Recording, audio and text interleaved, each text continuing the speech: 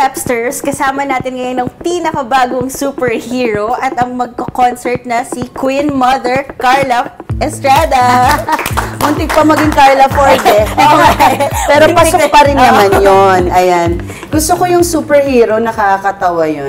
Bar na ba yung sinasabi mo? Yes, kasi bumenta talaga yan sa ating mga Pepsters at sa mga fans niyo po. Oo nga. At ang magandang balita, magbe-brainstorming na kami for that. Dahil talagang gagawin ng movie dahil nag-aabang na talagang 48 million na fans ko. Tandaan niyo, no? Meron daw talagang pagpaplano para kay Barna. Yes. Pero bago po si Barna ay magkakaroon kayo ng concert. Kwento niyo naman po ang The Queen Mother live. Oo, eto na nga yun. So gusto niyo pa bang kwento ko pa?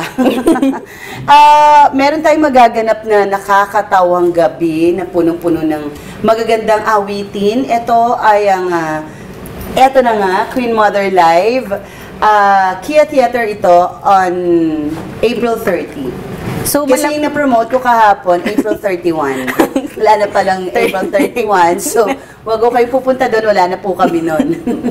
Ito ba ang regalo mo kay DJ dahil sa birthday niya ay ang iyong concert? Sana hindi ka tawa ng tawa.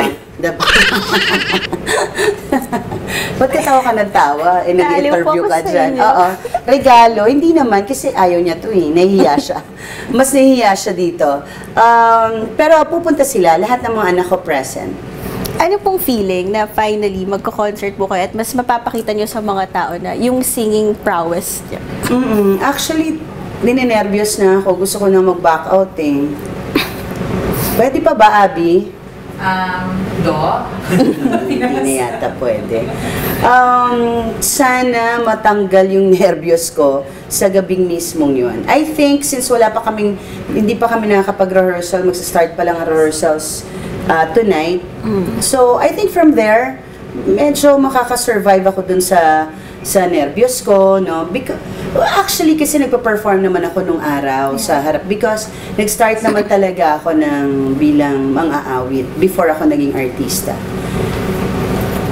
It's just that ngayon, parang yung something big, something really, really serious kasi kumbaga may business side na, may ganun. So, ayoko namang mag-expect sila ng masyado. So, kung yung mga manonood, ibig sabihin, gusto nila talaga ako. So, ayun. Ano po bang repertoire? Ano yung mga kakantahin nyo dito? Iba-ibang genre. Meron tayong standards, may pop, may rock. Pero lahat kasi yun babaguhin ayon sa version ko. Para maayos, diba? So, gaano po kayo ka-hands-on dito, lalo na dun sa pagpili ng mga kanta? Well, lahat naman ng kanta ako talaga yung pumili. Karamihan dun sa mga binigay ng ating ng cornerstone or nung arranger ng songs. Lahat ng nabigay nilang kanta sa akin, alam ko naman. Dahil sinabi ko ayokong kumanta ng medyo malayo dun sa yung hindi mo talaga totally kinakanta kasi yun yung start ng pagpapapalpak mo, diba? Kasi syempre, sa dami ng kanta, hindi mo na yan mamememorize lahat. So, might as well, say ko doon na ako sa kung saan ang comfort zone ko pagdating dun sa music. Magaganda naman kasi makikinig, matutuwa lahat kasi nga kanya-kanyang genre. So, kung may batang nandoon, meron tayong Meghan Trainor. So, meron ding mga transformation parang sa Your Face or... Oo, may mga ganun. Well, wala lang ng prosthetics, no? Pero... Kasi actually, kasi meron tayong mga guests na from Your Face and Season 1. So, pwede lang i-reveal kung sino-sino po yung special guest? It's Julina Melay. And then, yung boys, Inanyoy, Tuti, JR, and EA.